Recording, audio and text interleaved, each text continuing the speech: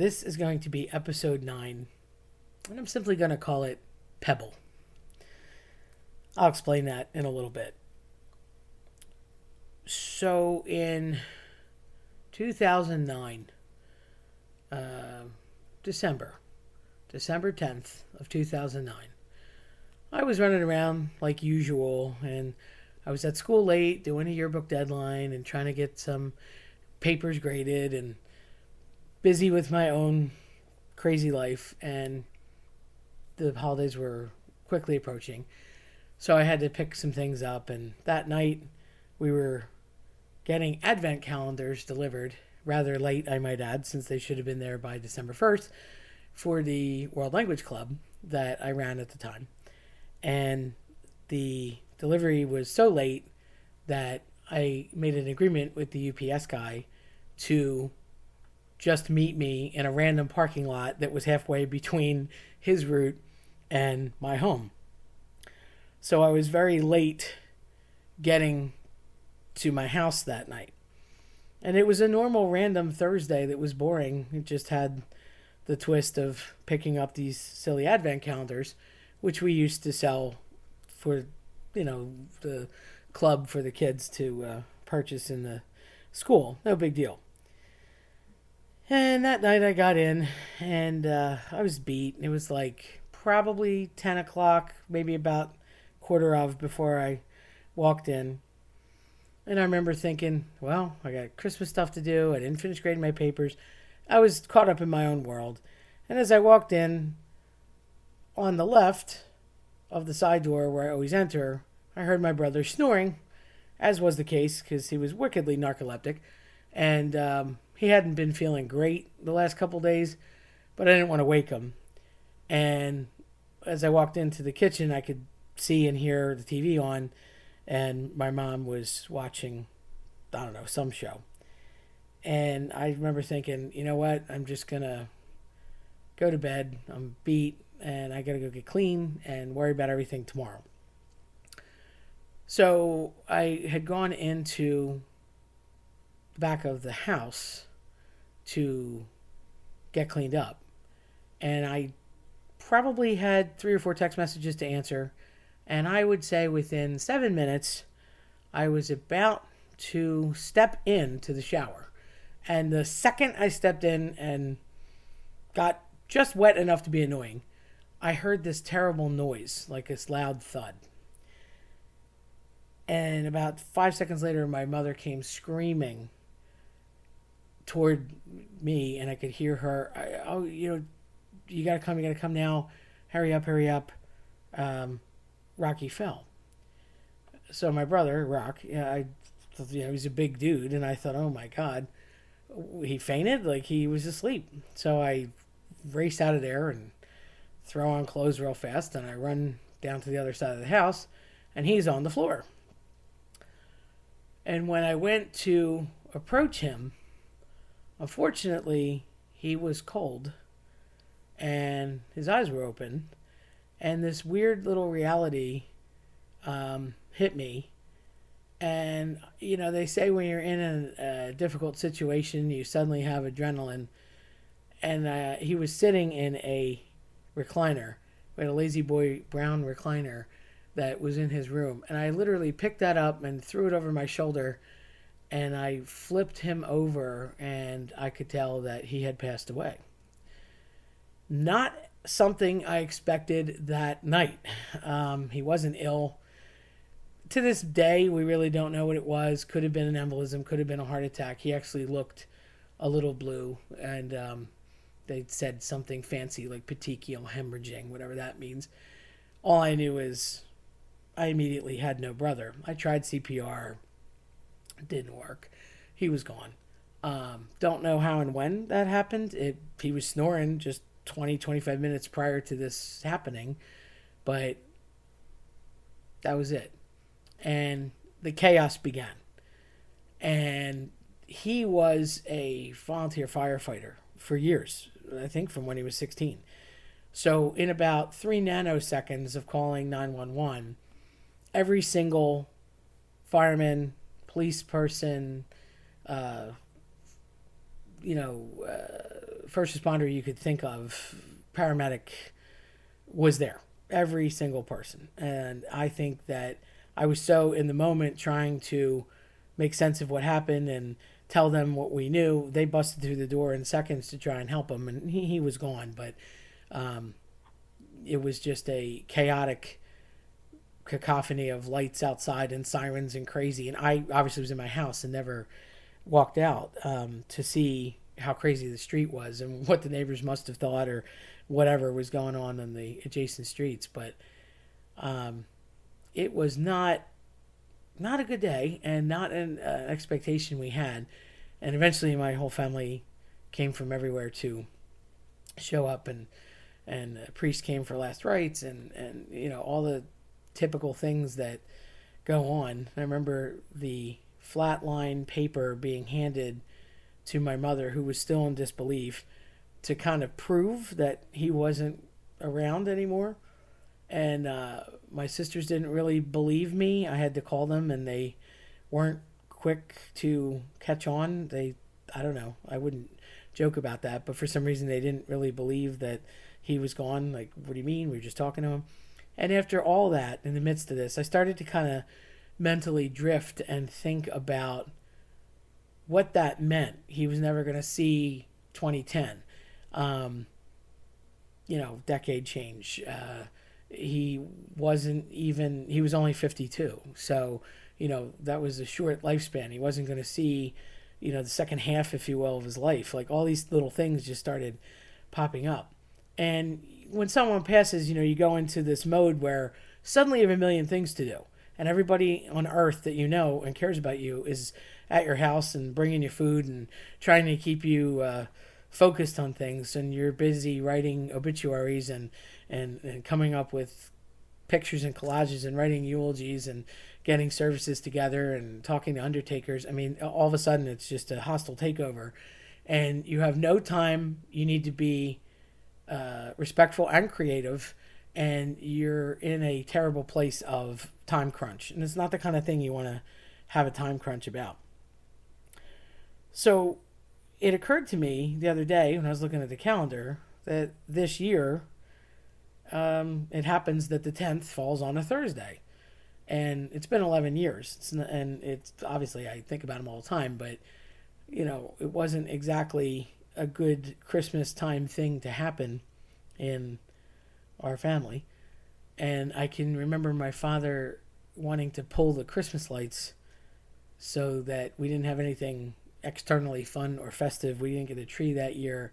It was just weird. It was just a horrible, terrible time. And we all really liked the holidays. My sister was born on Christmas, so there's a lot of extra meaning in my family to that. And it was just a terrible year. And in all the icky, one thing kind of clung to me in my memory, and it was what I focused on, and it has kind of plagued me since.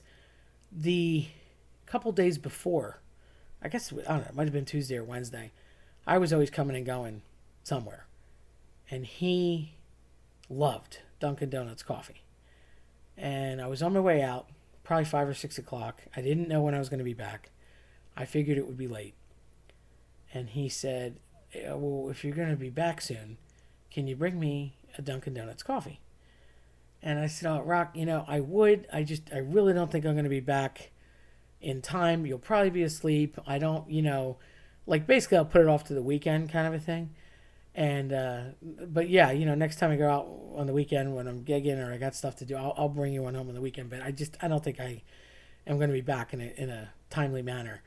And he's, oh, it's all right, forget about it. And he didn't think anything of it. But that cup of coffee has probably plagued me since then, because all I could think was, you're such a loser.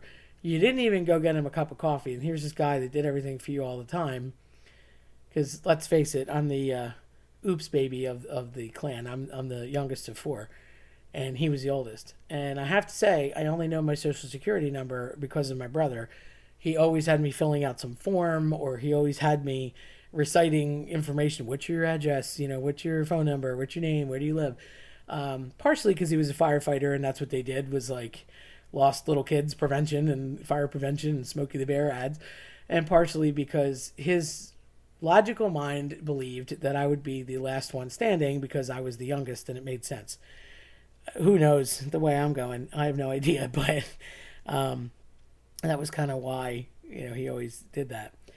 And it is just crazy because he's done so much and touched people really lives in a way that you would not think, and I didn't know it as well as I knew him, as close as we were. I mean, we lived together. And like that was always the joke, was that was the plan. Mom and dad would get old. I was the oops baby, so I had older parents. We joke in my family that there's that set of parents and then my parents, but we would take care of them together and handle the house and everything. And that plan went out the window that day, and I was prepped for that plan from birth, so that really threw me. And that cup of coffee really bothered me. And in placing all of the information to get together for the funeral and the honor guard and everybody from the fire station that was going to be helpful in the next couple of days to my world, you find yourself in a position of disconnection because you're going through the motions. And I met all these people. Some I knew, but I met a lot of people that I didn't, that he knew, that knew him in a way that was just unfathomable to me. A man walked up that I hadn't seen in years and handed my mother an envelope with money in it and said, I owed this to Rocco. That guy could have easily skipped town and not given that money back. First of all, we didn't even know he loaned him any money. Didn't ask why, don't know, don't care. But that was crazy to me, and oh no, he really helped me out in a bad time. Just that was unfathomable. People from, Dunkin' Donuts and the Wawa nearby, where he just went to get his coffee on a daily basis, because at that point he was working nights, and he was working like a swing shift, and they came and said, oh, we're going to miss him. All the people that he used to work with, people in the firehouse, en masse, there's tons and tons of people from there. And just fire science that he had taught for years, and the guys from the fire courses, and the people that he had worked with, years ago in the arcade industry. And he was constantly some sort of salesman. So many different people that had been in his life, and they each brought a different story to the table of something that he did or helped them with, or a product that he got them, or whatever that nobody else could, or not the way specifically designed unless he did it. And it wasn't new news that he would go the extra step. It was just new that we didn't know he had done some of these things and knew some of these people. And it was really eye-opening. And the hardest part, I think, of all of the funeral parts that went on was when we had the mass, and afterwards, rather than a hearse, he had designed a lot of the stake bodies and big snorkel trucks and firefighter paraphernalia and trucks and things that they use, and they brought one of the utility trucks to carry his coffin on, and they went the route by way of the Station 51 that he was a part of for so many years, which I had heard they had done and was a thing that the honor guard had. They stood by him the whole time throughout the viewing and the church, which I thought was fantastic, and they were a really, really nice group of people.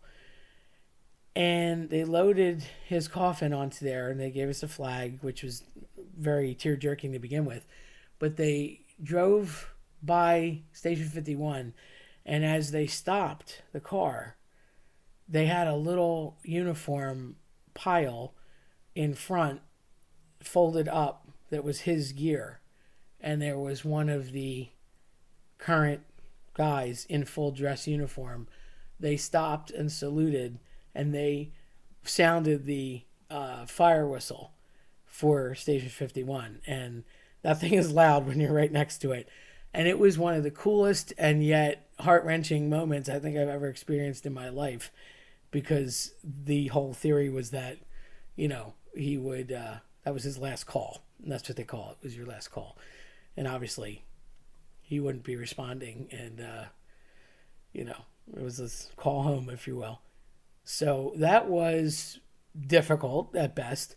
And it was, like I said, cool but heart-wrenching. And that was stuck with me for a while. And then you have to get through all this family and friend stuff. And then all of a sudden, everybody goes away and you're left with, okay, process this any way you know how. Good luck.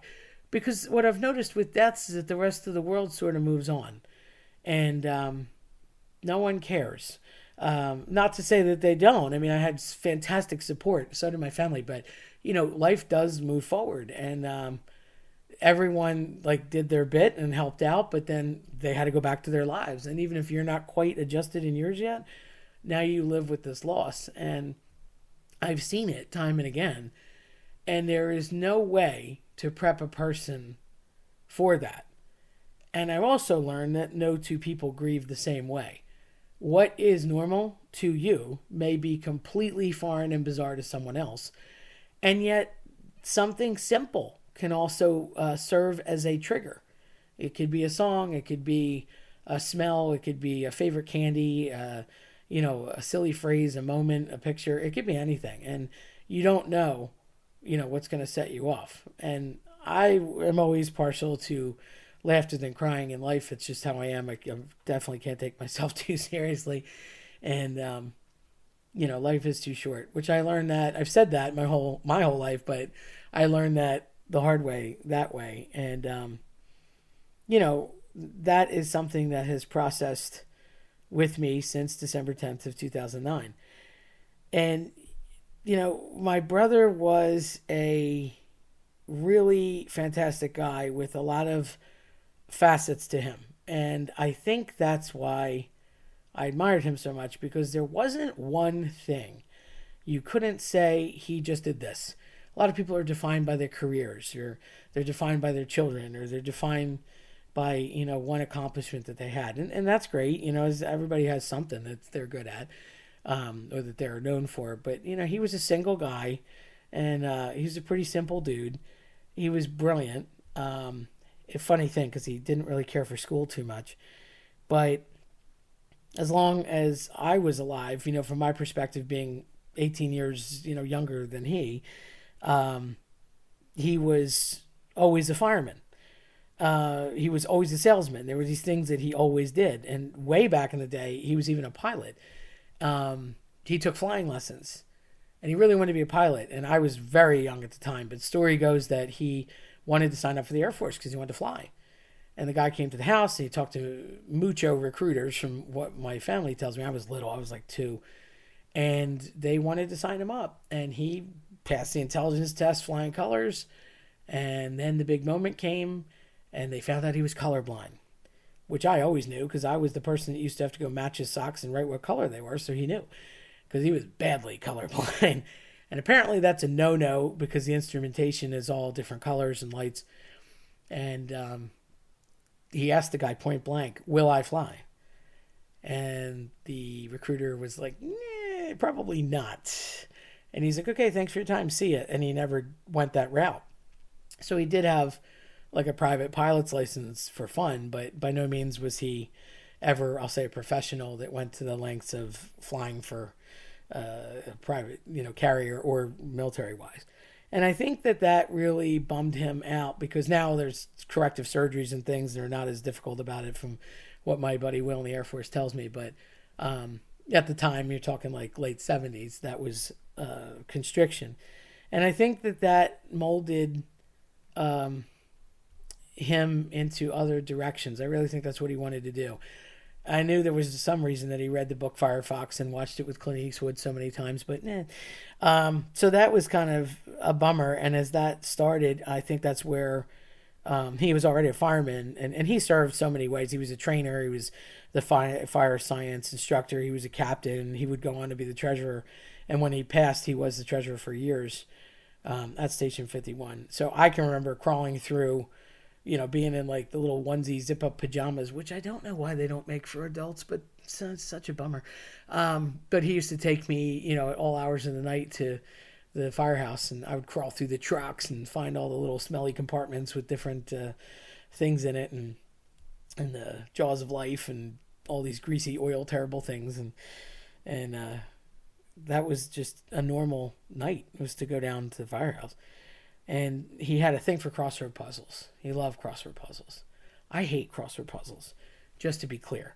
My mother loves crossword puzzles, and that was their thing. My mom and my brother were very close, and they had this relationship based on meatballs and crossword puzzles every Sunday morning. That was like their thing, and they would sit and make meatballs and do the crossword puzzle. Of course, my brother would generally end up falling asleep at the table because, as I said, he was narcoleptic, but that came on later in life. You'd be talking to him and he'd just fall asleep. Imagine being the person that had to drive to the shore with him and ensure that he stayed awake. Yeah, looking back, probably not the safest move, but that was definitely something that happened. And the colorblind factor was hilarious because one time I remember him trying to go. It wasn't really a job interview, but he was being recruited, if you will, from one Ford dealership to another because he worked for Ford, and we're all a Ford family, and I've millions of Fords between all of, all right, maybe not millions, but lots of Fords. We've had lots of Fords, and all the dad's truck fleet was Fords, and we always drive Fords. I have a Mustang, and I'm, always liked my Expedition, and mom's got a little Pocus Focus and whatnot. So we've always had Fords. I can remember him bringing home the Bronco back in the day when he started working for the first dealership, and he was negotiating like a better commission or something, and he was trying to put a tie on and look professional, and everything was mismatched. He had like white socks with like a yellow stripe on it, and a pair of brown pants, and a red tie, and the shirt was like blue. I was like, just stop, take everything off and start again. And I like had laid out his clothes for him because he couldn't see much for much. Like black was black, white was white, and I think brown was brown, and maybe yellow on a good day, but it had to be like Tweety bird, canary yellow. And that was it. There was no, I think red showed up black or blue, and blues and greens, forget it. And there's a lot of stuff that was gray. Like he just really was colorblind. And it wouldn't be until a student many years later that was equally colorblind that I wouldn't come upon such colorblindness again. But we'll talk about that guy later. He taught me to play cards. He taught me to play cards at a very early age, beyond like War and Crazy Eights. I think like every rummy there was, rummy and rummy 500 and knock rummy, and never did get down gin rummy, but they would play cards to all hours of the night, and he was just always, he was like a big kid, and I'm pretty much that way. So if there was fun to be had or mischief to get into, he was gonna find it, and he was gonna do that. He was not afraid to take chances. And I'm very jealous because the one thing that he would do without any reservations whatsoever is walk away from a bad situation. I think that comes from salesmanship because, they tell you if the person makes you uncomfortable and it's a gut reaction of money and it's bad, walk away from the table. He could do that. And he would tell you to do that. He would always come with us to negotiate cars. Car salesman, just for whatever reason, it's always a process to buy a car. But of course he was one, so he knew it. So he would just call up a friend and say, look, I want this is what we're paying you, and deal with it. And that's kind of how I've become with that. But at the time, it was unheard of. And you just had to be able to leave. And it was such a blanket statement for him. We just walk away. It's just that simple. Just walk away. And people were like, oh, but, I'm going to be rude. I'm going to be impolite. He says, no, just walk away. And he did. And I think that it was a really admirable trait because, how many times do you stick in a situation that's awful? And you shouldn't. Even if it is just watching a terrible movie or finishing a bad book, which I am very guilty of. I do that all the time. Hopefully not leaving a podcast early. Hopefully not that.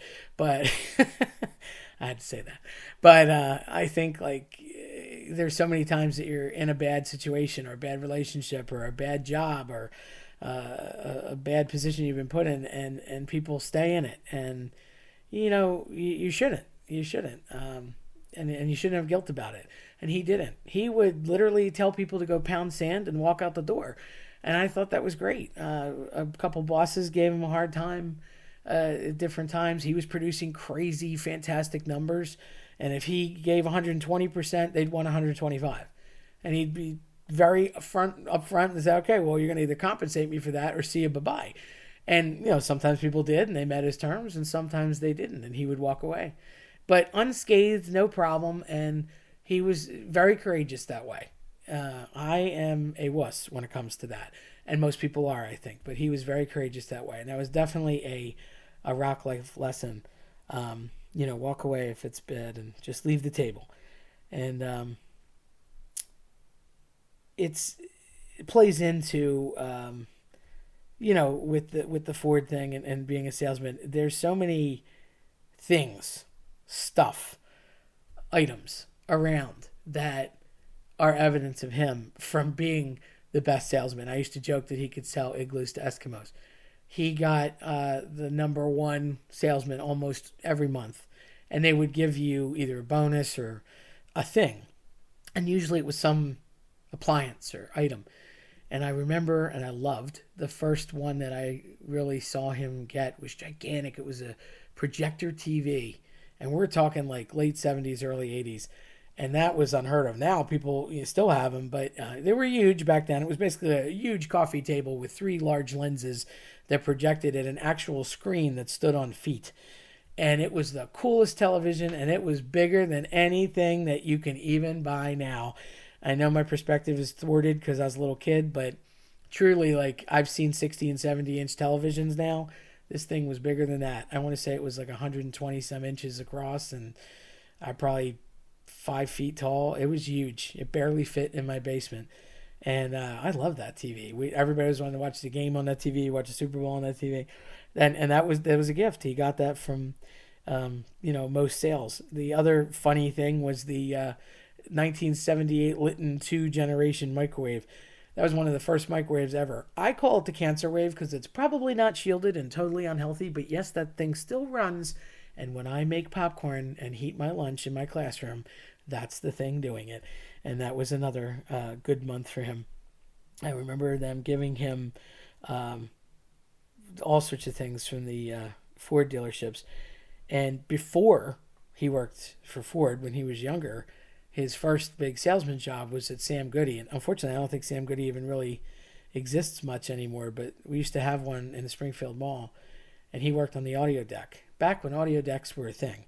Now, pretty much you got George's Music, and that's about it. Where else are you going to go buy DJ stuff? I guess like Guitar Center. But, in the day, hi-fi was a thing. And they had a lot of the first tech. And he loved tech, and he loved gadgets. So it was a perfect fit for him. And he was a fantastic salesman because he liked that stuff. So he learned about it and read up on it and try all the products out. And that's where a lot of the people that I would say, started to shape his friend core were. And he came home one day with a gigantic machine that weighed about 80 pounds. And I said, "What's this?" And he said, "They call it a VCR. There's this thing in Germany right now called Beta. I don't know if it's going to catch on here." It did not. But that's like the Zune catching on to the Apple iPod. Never happened. But it's a VCR. And you put in VHS tapes. And I said, "What does VCR stand for?" He said, "Video Cassette Recorder." And he was a big dude.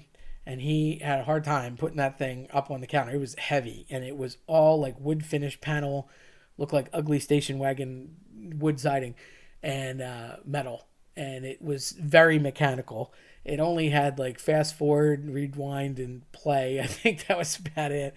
And we probably had one of the first ones. And it was wild to be able to record a show and zip through the commercials. Granted, you still had to stand up and do that. There was no remote. Oh, but rock would come through.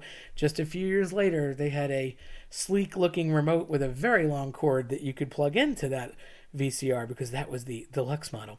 And he had won that from selling an amount of speakers, or the top selling speaker numbers on the audio deck. And I still love that thing. Now, of course, that has since died because the mechanics just passed away. But that was a big one. And I remember the other big thrill was getting a very illegal copy of Star Wars, A New Hope. When that first came out, and I guess the first time it came out on VHS, things used to be about $99 or $100, and you had to wait forever to get a tape, if you could even get a tape, and it usually was a year to 2 year wait. And you figure that came out in 77 in the theaters, and I want to say it was like 80. It was right before or right after Empire. And he came home and he said, "Here you go, kid." He was always bringing me something. "Here, kid. I got something for you, kid. Here, kid." And he brought me that home, and I thought, "Oh my God, this is so cool." I watched it over and over. I probably watched Star Wars every night. And I couldn't tell anybody about it because we weren't supposed to have it. But at this point, I don't think the copyright police are going to be able to come after him. And I will deny having that tape, although I'm pretty sure I still do somewhere. And people don't care about VHS anymore. Yes, by the way, Beta never caught on. He was a fantastic chef. Just a really good cook. Probably one of the best non-Greek baklava making people in the world. He would take risks. He was a risk taker. He would just do things that he would try it. If it didn't work, oh well, because I think he was more interested in challenging himself, and if it worked, great, and if it didn't, try the next time or try something else. But he just had a phenomenal repertoire of everything: breakfast, lunch, dinner, pastries, you name it. He was quite the cook, and that was upsetting that there's things that I still think about him taking, making pizzelles with mom and rolling them up real fast and making cannolis out of them, and just little things that were unheard of. Just trying stuff out, and it was always good whatever he did. Whatever he produced in the kitchen. He would make a mess, and then it was our problem to deal with the mess, but he would cook well.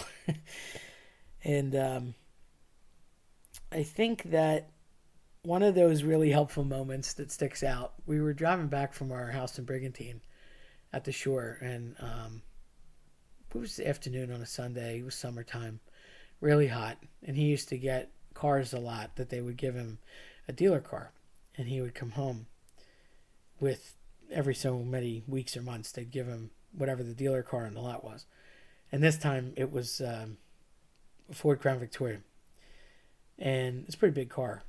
And we crossed over the bridge, and just as we crossed over the bridge, he saw an ambulance pulled over, and there was a woman that was clearly in pain on a stretcher, and there must have been shorthanded, or the ambulance was having an issue, or a flat tire, something wasn't right. And he stopped. We were in Philadelphia, and he was, we're in the suburbs of Philly where we live, but we were in the middle of Philadelphia. He was not part of that, first responders unit or anything. And he pulled over. He said, "Let me see what's going on here." And he pulled over, and he told him he was a fireman, and, "Do you need help?" And turned out that the ambulance tire had flattened, the lights were on, and the woman was in labor about to give birth. And I guess it came down to he could either change the tire or help with the labor. He opted to change the tire, and luckily they were able to get the woman to the hospital, which wasn't that far away, immediately thereafter. But I'll never forget him stopping, and I was thinking, you're a stranger, they don't know you. Of course, in the 80s, it was a lot more fun times to pull over and help people than it is now. Now everybody's guarded and jaded and afraid that everybody's going to kill one another. But at the time, that was more acceptable. But I remember thinking, oh, you're not part of their squad, you might not be as welcomed as you think, but they were really good with it. And he did help them out. I would say that the big thing that I loved was the arcade business that he started. He went into business, among many other things, with one of his buddies, and they opened about 3 arcades. I just remember one was in Delaware because it wasn't too far, and he used to take me to that one all the time. And I grew up in a very privileged lifestyle, not just because my family was fantastic and my mom and dad were crazy hard workers and we had everything we ever wanted and needed, but because I had such perks, courtesy of my brother.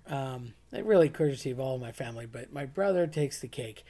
I fell in love with a little yellow munchy guy named Pac-Man somewhere around 1980. Thank you, Bally Midway Corporation. And I had just the best brother in the world. He saw things um, for what they were and worth and potential. And that is a gift that not everybody has. Most people look for the hole in the donut. He would look for how to make more donuts. Pardon the 1980s time to make the donuts pun. But he just could see growth in things and what was going to be the next thing. And he was with me at an arcade. We were in Florida. We went to Disney. And Pong, which had come out in the 70s, was about all that was in this little arcade that was in, it was like a hole in the wall at the Howard Johnson's at the time. And we would get back and we were beat from the parks. And of course, back then, it was pretty much just Walt Disney World in Florida. And then eventually Epcot opened in 81. And although we did go back in 81, this was before Epcot was even a thing. So there was no Hollywood Studios, which was, I think started out MGM. There was no extra thing. It was River Country, and it was that was like the water park, which has since gone bye-bye. It still stands, but it's like rotting away somewhere. And Magic Kingdom, and that was before any extra pieces, but still awesome, happiest place on earth. And I love Mickey World, so we would go there. And I was little, and we went, and we would go back at like Sundays at night. And it was like ice cream Sundays at like 10, 11 o'clock at night at Howard Johnson's. And after we eat the Sunday, there was a little arcade, and they had about 3 games in it. It was like Pong and some driving thing that didn't really amount to much. It was way before pole position, and like a pinball machine. And there wasn't much room in this place. And I would play, every night. He would get me some quarters, and I would play. And I remember thinking, this is cool. These are cool. I was like 5. And I just took to it, and I liked it. And when he started looking into putting some machines into the firehouse. So he looked at some pinball machines, and he made some contacts, and he was able to buy 1 or 2 of them, and he put them in the firehouse, and he kind of tested it out on the people in the firehouse. And shortly thereafter, because he bought 1 or 2 machines, he got invited to start purchasing vending type machines. Not like now, back then, different game, very mechanical, certainly nothing that took a credit card or had anything electronic in it. It was pretty quarter-based, turn the dial like you would get a newspaper on the street. And at the time, cigarette machines, which were perfectly legal, not that I've ever smoked or condoned cigarettes, but they were lucrative, and they were a lot cheaper back then. So he got a few cigarette machines and vending machines and snack machines, and he put them in the firehouse in different places that he knew. And they went well.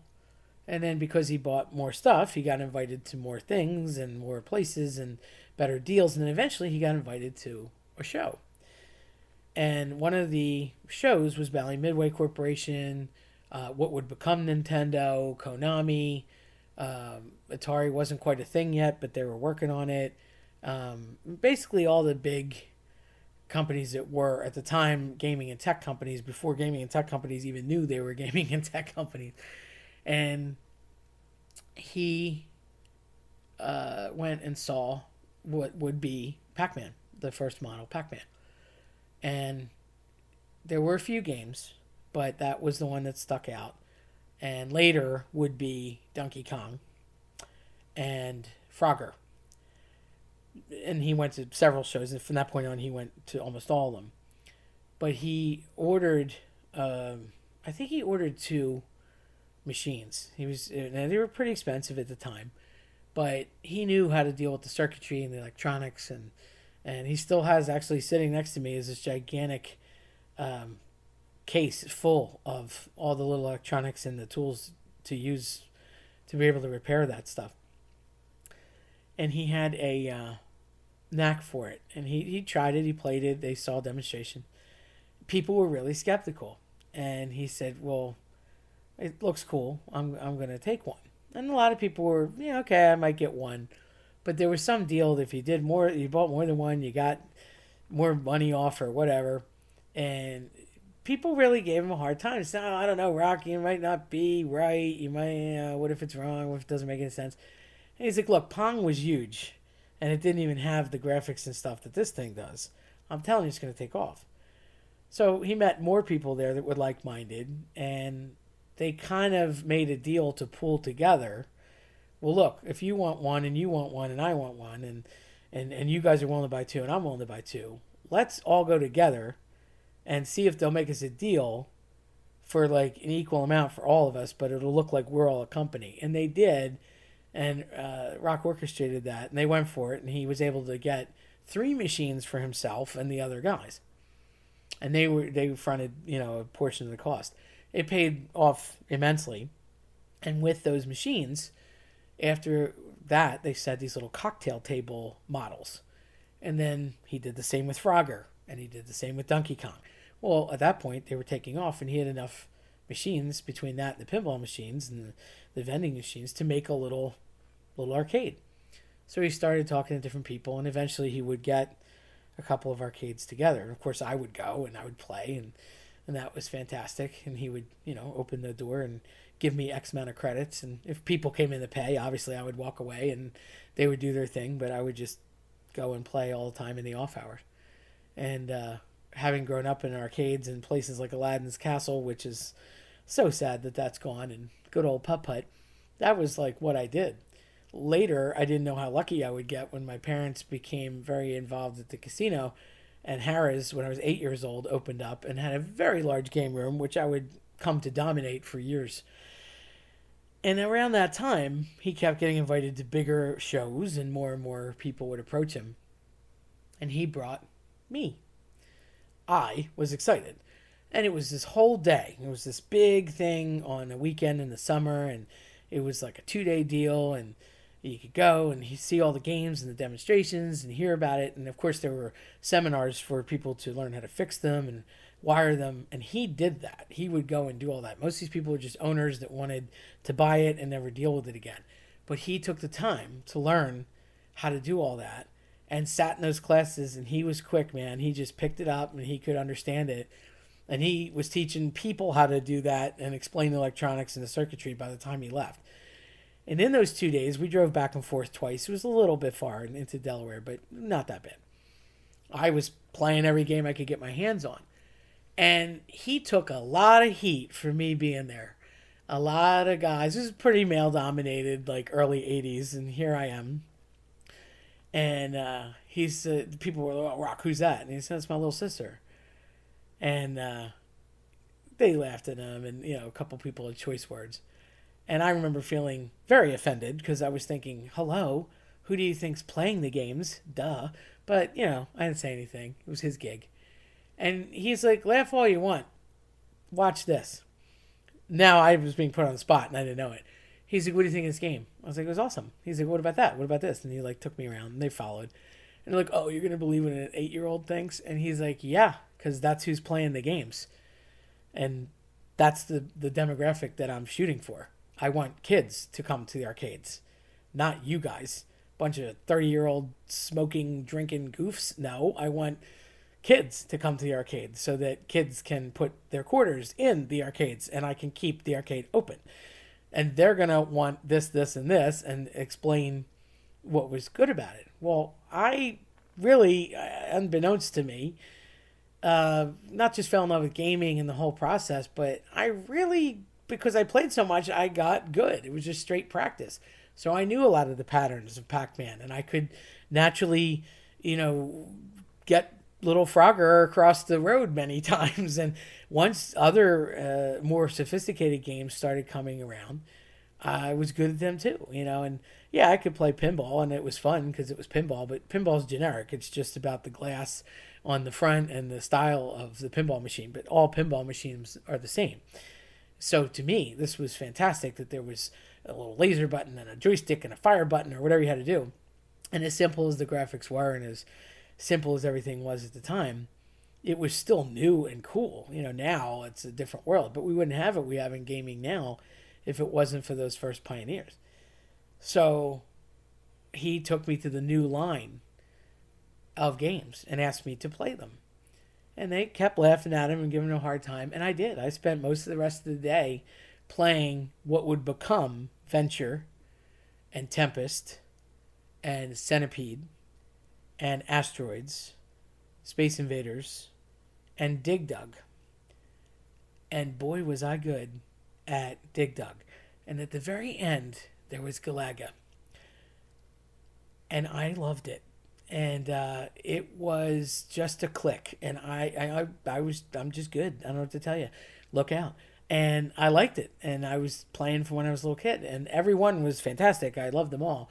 But the little crowd formed. People started to watch. And all of a sudden, these naysaying skeptics that were giving him a hard time were asking me questions like, what did you like about it? Or how did you know that pattern? Or how did you know to do that? And I was kind of learning as I went because the machines were set up not to put money in them, but you could just keep, starting over. Well, back then, if you had 3 lives and you died, you had to start over. There's no reset button.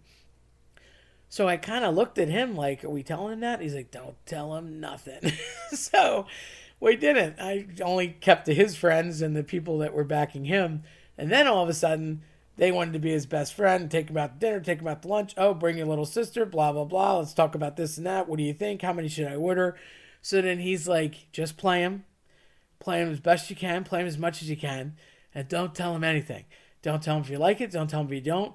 Be expressionless. So I did. And I kept doing that. And his friends, and he did really great. And I can remember a lot of those guys investing in what I thought probably weren't going to be the best choices. And most of those went by the wayside because if you weren't a serious arcade goer and a serious gamer, you weren't going to like it. Eventually, a lot of that stuff gave way to things like Pole Position, Millipede, Crystal Castles, Rolling Thunder, Crazy Climber, Stop Thief. They were all great. But they would keep going in the gaming industry. And I just followed it as long as it was there. And the 80s were a time for that. And he was really finger on the pulse of the times with that and did fantastic with it. And it's probably one of the things that shaped my life. I do not have the talent he did for putting the circuitry together, but in cleaning out the garage some couple years ago, I found this old box and it was the entire joystick alignment and board for Venture. And it's from back in the 80s. He had ordered it, and I guess it was just pieces for when he had the arcade. It must have been a spare. And I laughed at the manual and everything. And he would take the time to do that, and a lot of people didn't. So I think that's why he had the success that he did. I wish I knew how to fix them because I'd have every one of them lined up in the basement now. The arcade time, though, was probably one of the best ventures that he ever got involved with. And I'd like to point out that all these different spinning plates in the air that he had were all going on simultaneously. And that is definitely a trait that I absorbed from him. Because if you asked him chocolate or vanilla, he would say yes. I don't ever remember him saying no. It was always, we could do that as well. And I'm very much that way. And I definitely think I owe that trait to him.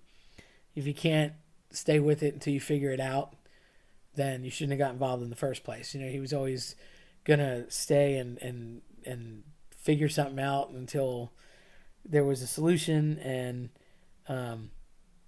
that was he was a non-quitter, and yet at the same time had the savvy to leave a bad situation that you shouldn't be in. And that's a really fine line to be able to do both of those things. And he was just a little kid in a candy store. He was a treat kind of a guy. He always brought me something, stationery, a pen. And I do share being a pen aficionado, which I think, that's fine. I'm a nerd. I'm a geek. Call me whatever you want. Just a Mont Blanc was the creme de la creme of pens. What other second grader has a cross pen and pencil set? Okay, really? Come on. That meant something to me. I can remember getting a Parker set first because that was like my trial set until I could get my cross pen and pencil. And then when I went into high school, he bought me a Waterman, which I still have. I definitely had a lot of pens, and the creme de la creme was the Mont Blanc. Um, I had fountain pens, any kind of decent writing implement. And it's funny because as I went on to write the books in the last few years, I had an array of decent pens to go sign them with, which was cool because I didn't want to whip out some plastic crappy pen and be using that to sign books. But it was nice to have a decent writing implement, and I do have an affection for them, and I think that's a thing. I don't know, maybe it's a teacher thing. We like stationery, but he did get me my own stationery, and um, it was monogrammed, and he would always have something for me. He always had something up his sleeve, and we used to literally fight over the Sharper Image and Levenger books that would come to the house, because he'd say to me, "Did you take my daytimers? Did you take my Sharper Image? Did you take my Brookstone? Did you take my Levenger books?" No. Yeah, I did. All the time. I was like, well, maybe, little elf walked away with it. He's like, well, the little elf better bring it back because I did like looking at those things and they always had really cool stuff. And when I went to college, he bought me a crystal Italian Murano glass stylus and liquid ink, and it was really cool. I still use it, because when I went to college, there was no internet, and you either talked on the phone and had a really high phone bill, or you wrote letters, and the stamps were not 50 cents. I'm just throwing that out there, but that was a thing that I still have, and I love that thing. It was really cool. Um, True craftsmanship. He was just notorious for saying, "Hey, come here, I got something for you," and there was always some little gift or present or candy or pen or stationery or something that I would think was cool. And I remember thinking that every time he did that, which was often, um, I crossed his mind throughout the day, or he thought enough to randomly go get me something. And, I try to do that. I try to think of people that I care about, and if I come upon something, I'm like, oh, they would like that, or whatever it is. Um, and he was that way. He was very much a giver, and he was very much that way. And it's funny too because of the things that I did absorb from him, which were very cool. I did not absorb, unfortunately, his musical talent. Yeah, I have none, so I became a DJ. Uh, it's funny, really. My whole family has this musical prowess that I just did not get. Um, I don't know what happened. I guess because I was gonna do like piano lessons because my sister told me it'd be a good idea to start there, and then like the little old lady in the Catholic school basically passed away, and there was nobody to do the piano lesson anymore, and then that kind of like went by the wayside, and I didn't really want to do that. I really always wanted to either learn the sax or learn the drums. That was where my passion was. But no, because they all did other things, Mom was like, oh, can't you play something that they all played? We have so many instruments. Thanks, Mom. Way to foster that. So as a result, I played nothing and have no talent and became a DJ until I went bananas and turned 45 and decided to buy a drum kit, which is also now sitting next to me in the basement, which I proudly say it must have started back in preschool when they handed me a triangle and said, here, kid, keep some time. So I'm hoping that in addition to my watch, I'll be able to keep some time without the use of a metronome and countless hours of Drumeo videos and a lot of help from Anthony. But I'm working on that. Anyhow, not there yet. Not there yet. Probably not Neil Peart anytime soon. But my brother, he was a different story. He could really, played the trumpet, and he was a phenomenal musician. He played all through school and went on to play with a professional band afterwards, and he really loved it, and he really had an appreciation for music and of music, and he would play. He'd play all the time, and I would get a kick out of sitting in his room and pretty much playing with all of the stuff that I wasn't supposed to, although I never touched the actual trumpets. But he had a music stand set up, and he would play just for fun, like almost every night. So I would sit and listen, have my own concerts. And he had a stereo that he had bought, which at the time in 1978 was creme de la creme of techniques, from that audio deck and Sam Goody, which is now also still standing and behind me, plays well in the basement. Um, he had gotten techniques. Well, he also had a Bang& Olufsen later on. He did have an appreciation for aficionado sound, but Techniques turntable and the tuner still work. The tape deck has since gone to pasture, but it gave its life. I mean, I don't think that thing died maybe 10 years ago. And it's still in the original cabinets. And he had gotten Klipsch speakers, which were the best you could get at the time. And they were... I set up in his room, and I just couldn't resist keeping my grubby little paws off of the stereo whenever I wanted to go listen to an album. But and he would complain, but he never stopped me either. So between that and card games and personal concerts and being taken everywhere, I can't say that I had any bad time or did anything, I'll say, normal. I mean, elements are, but I think I got spoiled by extra special treats in different places that typical kids just didn't get to go or do and see. And that was very cool. And that's something that, I would not trade whatsoever. And whether it was some culinary fantastic combination or getting to go to an actual trade show for arcades. And I never forget the one day he walked in and they said, "Who's that?" And he said, "That's my business partner." And I was very proud to be alongside him because I thought, that's right, I am the test subject. And we were a good team. So I was very sad to lose him. But, the best thing that I think that I can take away from a sad situation is that there's been so much influence that I have not only absorbed but been able to further.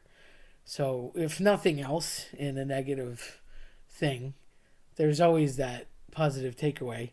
And you'd be amazed how much a person influences you and that you can therefore in turn use that influence to help other people or do a good thing. And to that end, I called this episode Pebble because although my brother was a very large man and he really was Rocco, so of course we called him Rock. Try growing up in the late 70s with two guys named Rocco, okay, on the street.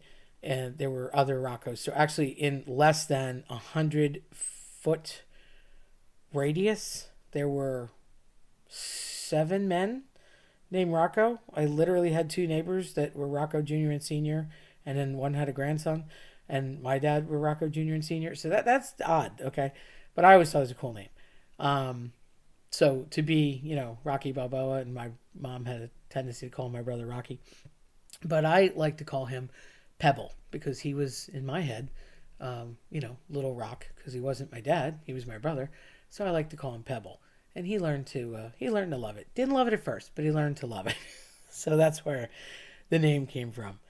And to that end of turning a bad into a good and helping people, and hopefully you got some warm fuzzy out of this. I realized that he wasn't your brother, and you know what?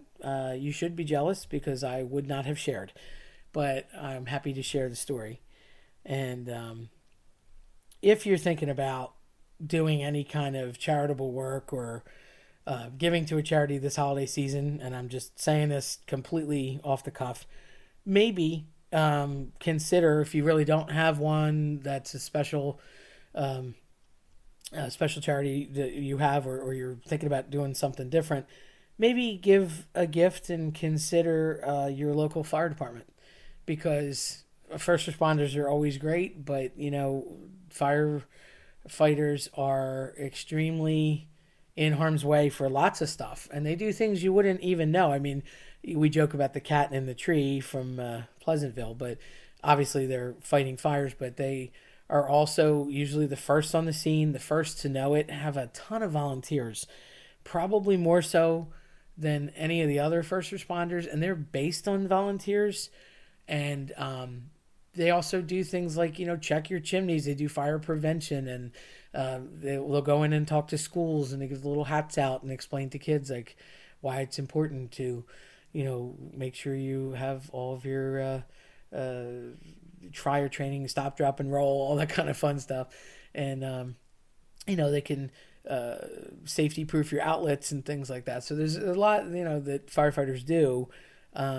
And will do if you incorporate them into your community. So definitely don't forget your local firemen. I know for us, Station 51 has always been great, and certainly we owe them a lot. And not only that, but of course my brother was a part of it for a very long time. But there's a lot of really good people, and they're giving freely of their time. And I can't tell you how many days and late nights, 2, 3 o'clock in the morning, that siren would go, and he'd jump up out of bed and grab his keys and throw on his outfit and run right out. He might get back 5, 6 hours later, disgusting and soaked, to take a shower and turn around and go to work. So nobody asks them to do that. They do it of their own volition.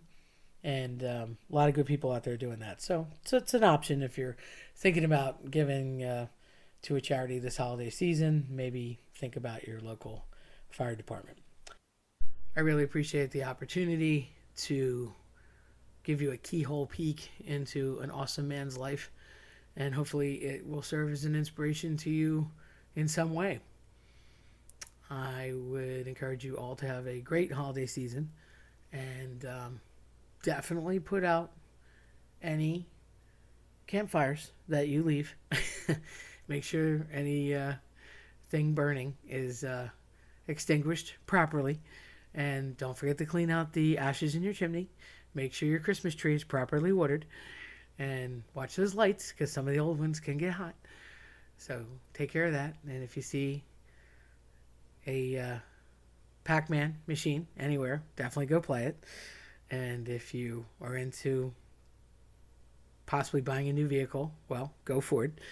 And if you are a musician, enjoy that Trumpeter's Lullaby and Chuck Man Jones Feels So Good, because that's the way to go. And practice your trumpet tune.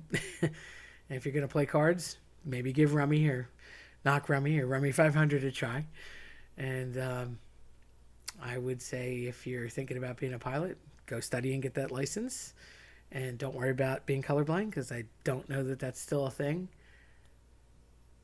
But the one big takeaway would be, if somebody asks you to get them a Dunkin' Donuts coffee, find the time to do it, because I'm not big on regrets. But if there's one thing that I would go back and fix, it would have been picking up that coffee that night. Because it turns out I didn't have until Saturday to do it. So maybe make sure you take the time to take care of people that take care of you. So don't forget that. I'm Sarah Tenaglia.